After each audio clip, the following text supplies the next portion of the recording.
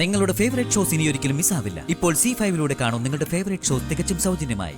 അന്ന് ശരിക്കും നന്ദേട്ടനായിട്ട് അഡ്വക്കേറ്റിനെ കാണാൻ പോയത് നന്ദേട്ടൻ വിളിച്ചിട്ട് തന്നെയാണോ ഡോക്ടർ? അതോ അതിന് പിന്നിൽ എന്നോട് പോലും പറയാൻ പറ്റാത്ത മറ്റെന്തെങ്കിലും ഉദ്ദേശമുണ്ടോ? അന്ന് ജയിലിൽ വെച്ച് ഡോക്ടർ ഖാദറിനെ അപകടപ്പെടുത്തിയത് അവനാണെന്ന് പറഞ്ഞതുകൊണ്ടാ ഞാൻ വീണ്ടും വീണ്ടും സംശയിച്ചു പോകുന്നത്. എനിക്കൊരു ഫാം തുടങ്ങാൻ പ്ലാനുണ്ട്, ഈ പശുവിന്റെയും പോത്തിന്റെയും ഒക്കെ. അപ്പൊ അതിന്റെ പിന്നാക്ക് വിലയെക്കുറിച്ച് ഞാൻ നന്ദനുമായിട്ടൊന്ന് സംസാരിക്കായിരുന്നു. നന്ദൻ പറയുന്നത് പുറത്തു നിന്ന് എടുക്കുന്നത് റേറ്റ് കൂടുതലായതുകൊണ്ട് നന്ദൻ തന്നെ അത് എത്തിച്ചേരാന്നാ. നന്ദന്റെ ഭാര്യയുടെ തലയില് ആവശ്യത്തിലധികം പിന്നാക്കുണ്ടെന്നാ പറഞ്ഞത്. ആ, ഞാൻ പിന്നെ ഓക്കെന്ന് പറഞ്ഞു. അങ്ങനെയെങ്കിലും ഭാര്യയെ കൊണ്ട് നന്ദൻ ഒരു ഗുണം ഉണ്ടാവട്ടെ. നീ കൂടുതൽ പരിഹസിക്കല്ലേ? നീ നന്ദനൊപ്പം കൂടി ധനുഷിനെ ജാമ്യത്തിലെടുക്കാൻ പോകുന്ന കാര്യമൊക്കെ ഞാൻ അറിഞ്ഞു. ധനുഷിനെ പുറത്തിറക്കാനും മാത്രം നീ അവനും തമ്മിൽ എന്താ ബന്ധം? നീയും അഡ്വക്കേറ്റിനെ കണ്ട് ജാമ്യത്തിനുള്ള ഏർപ്പാടുകൾ ചെയ്തത് ഞാൻ അറിഞ്ഞു.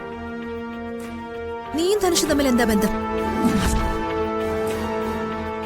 എന്തായാലും ആ ബന്ധമല്ല ഇത്.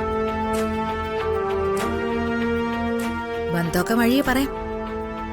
ഇത്രയും നാളും നീയല്ലേ കളം നിറഞ്ഞാടിയത്. ഇനി ഞാനെന്ന് ഇറങ്ങി നോക്കട്ടെ. അവനെ ജാമ്യത്തിലിറക്കുന്നതിന് പിന്നിൽ എനിക്ക് വ്യക്തമായ പ്ലാനുണ്ട്. നിനക്ക് ഊഹിക്കാൻ പോലും പറ്റാത്ത പ്ലാൻ. ഇനിയും വിശദമായിട്ട് അറിയണമെങ്കിൽ സ്വന്തം ഭർത്താവിനോട് തന്നെ ചോദിച്ചു നോക്ക്.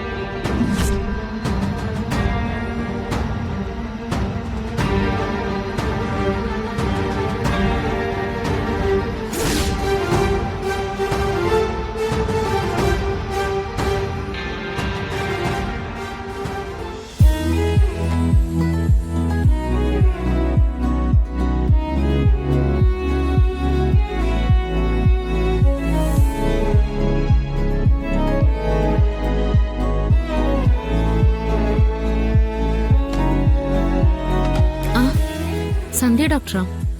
താഴെയൊക്കെ ഞാൻ നോക്കി, അവിടെ ഒന്നും കാണാത്തോണ്ടാ ഇങ്ങോട്ട് വന്നത്.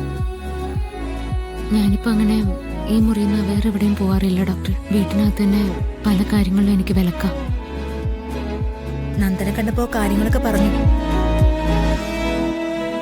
ആതിരയുടെ ഇപ്പോഴത്തെ സ്വഭാവമൊക്കെ വെച്ച് അർച്ചന വിഷമിക്കാതിരിക്കുന്നതാ നല്ലത്. ഡെലിവറിയോടുകൂടി ചിലരുടെ സ്വഭാവത്തിലും മാറ്റം വരും. ആതിരയ്ക്ക് ഉദ്ദേശം കൂടുതലാണെന്നേ ഉള്ളൂ. അതൊക്കെ പോകെ പോകെ മാറും. ഞാനൊക്കെ ഇത് എത്രയോ തവണ എത്രയോ ആൾക്കാരിൽ കണ്ടിരിക്കുന്നു. പിന്നെ കുഞ്ഞിനോടുള്ള അകൽച്ച അർച്ചനയ്ക്ക് വിഷമം ഉണ്ടാക്കുമെന്ന് എനിക്കറിയാം. അതൊക്കെ സാവധാനം മാറിക്കൊള്ളും. ഞാനും സച്ചേണ്ണും അങ്ങോട്ട് വന്ന് കാണാനിരിക്കായിരുന്നു ഡോക്ടറിന്. ഒരു ദിവസം വരികയും ചെയ്തു. അന്നാ നന്ദേണ്ണുമായിട്ട് ഡോക്ടർ അഡ്വക്കേറ്റിനെ കാണാൻ പോയി അറിഞ്ഞത്. ബാക്കി ട്രീറ്റ്മെന്റ് ഉടനെ നടത്താം ഡോക്ടർ. എന്താ പറ്റില്ലേ? പിന്നെ പറ്റാതെ. നമുക്ക് വേഗം സ്റ്റാർട്ട് ചെയ്യാം. എന്നിട്ട് ആതിരയുടെ കുഞ്ഞിനെ ആതിരയുടെ കയ്യിൽ കൊടുത്തിട്ട് സ്വന്തം കുഞ്ഞിനെ ലാളിക്കാലോ. അപ്പോ അതിനെ നോക്കരുതെന്നും തുടരുതെന്നും തന്നെ ആരും വിലക്കില്ലല്ലോ.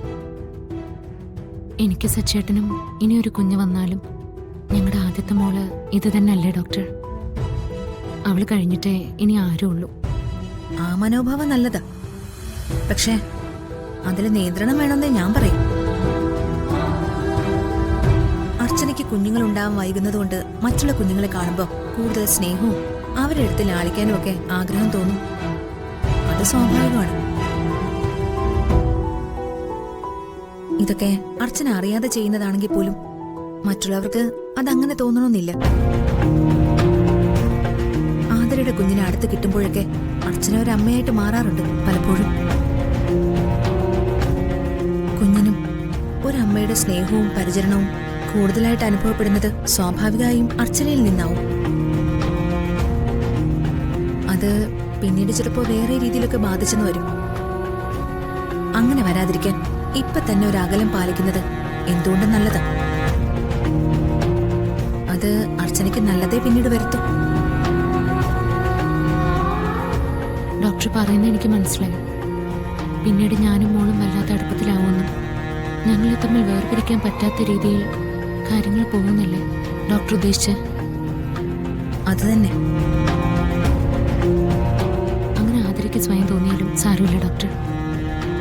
ഇത് ഓരോന്നും പറഞ്ഞു കൊടുത്ത് പിരികേറ്റി എനിക്കെതിരെ സംസാരിപ്പിക്കുക അവന്റെ അടുത്തി. അനഘ എന്റെ കൂടെ നിൽക്കുന്നതുകൊണ്ട് പകരമായി ആദരയെ എനിക്കെതിരെ നിർത്തുമെന്നൊക്കെയാ അവര് പറയുന്നത്. ഞാൻ ഒരിക്കലും അവരെ കുറ്റം പറയില്ല. അവരോരോന്നും പറയുമ്പോൾ അതുപോലെ തന്നെ വിശ്വസിക്കുകയും അവർ പഠിപ്പിക്കുന്ന കാര്യങ്ങളൊക്കെ അതുപോലെ എന്നോട് പറയുകയും ദേഷ്യം കാണിക്കുകയൊക്കെ ചെയ്യുന്ന കൂടപ്പിറപ്പിനെ പറയുന്നതിന് പകരം അവന്റെ അടുത്തെ കുറ്റം പറഞ്ഞിട്ട് എന്താ കാര്യം? ഓരോ സമയത്തും ഇങ്ങനെ ഓരോ ആളുകൾ എനിക്കെതിരാവുമല്ലോ. അതെന്റെ തലയിലെടുത്ത പ്രശ്നങ്ങൾ ഇങ്ങനെ മാറി മാറി ജീവിതത്തിൽ വന്നുകൊണ്ടേയിരിക്കും. എല്ലാവരുടെ ജീവിതം അങ്ങനെയൊക്കെ തന്നെ അർച്ചന. അർച്ചനയ്ക്ക് ഈ പ്രശ്നമാണെങ്കിൽ നമുക്കൊക്കെ മറ്റു ചില പ്രശ്നങ്ങൾ. ചിലതൊക്കെ കണ്ടില്ല കേട്ടില്ല എന്ന് വെക്കണം. അത് മാത്രമേ ഉള്ളൂ പോംവഴി. അന്ന് ശരിക്കും നന്ദേട്ടനുമായിട്ട് അഡ്വക്കേറ്റിനെ കാണാൻ പോയത് നന്ദേട്ടൻ വിളിച്ചിട്ട് തന്നെയാണോ ഡോക്ടർ? അതോ അതിന് പിന്നിൽ എന്നോട് പോലും പറയാൻ പറ്റാത്ത മറ്റെന്തെങ്കിലും ഉദ്ദേശമുണ്ടോ?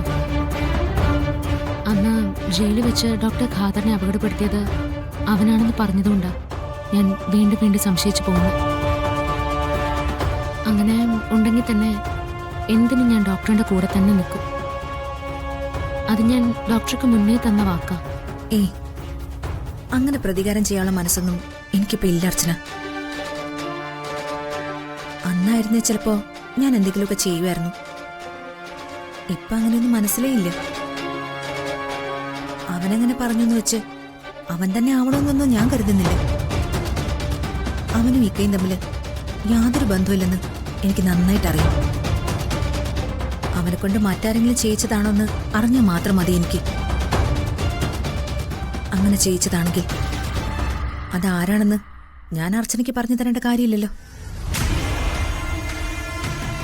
അവന്റെ കൂടെ അതിന് കൂട്ടായി നിന്ന ആളുടെ പേര് അവന്റെ നാവ് കൊണ്ടെന്നെ പറയിക്കണോ എനിക്ക്? അതിന് ഞാൻ എത്ര നാൾ വേണമെങ്കിലും കാത്തിരുന്നോളാം. അന്ന് ഞാൻ ശരിക്കും പോയത് നന്ദം വിളിച്ചിട്ട് തന്നെയാ. അതിലർച്ചനയ്ക്ക് മറ്റു സംശയങ്ങളൊന്നും വേണ്ട. എന്നാ ഞാൻ ഇറങ്ങട്ടെ. നിങ്ങൾ സമയം പോലെ ഹോസ്പിറ്റലിലേക്ക് വാ. നമുക്ക് ബാക്കി ട്രീറ്റ്മെന്റിനെ പറ്റി സംസാരിക്കാം.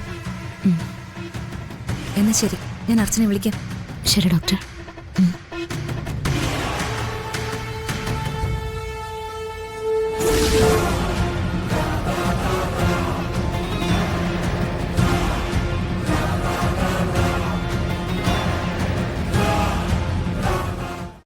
ഡൗൺലോഡ് ചെയ്യൂ C5 ആപ്പ്. കാണൂ എല്ലാ എപ്പിസോഡുകളും സൗജന്യമായി.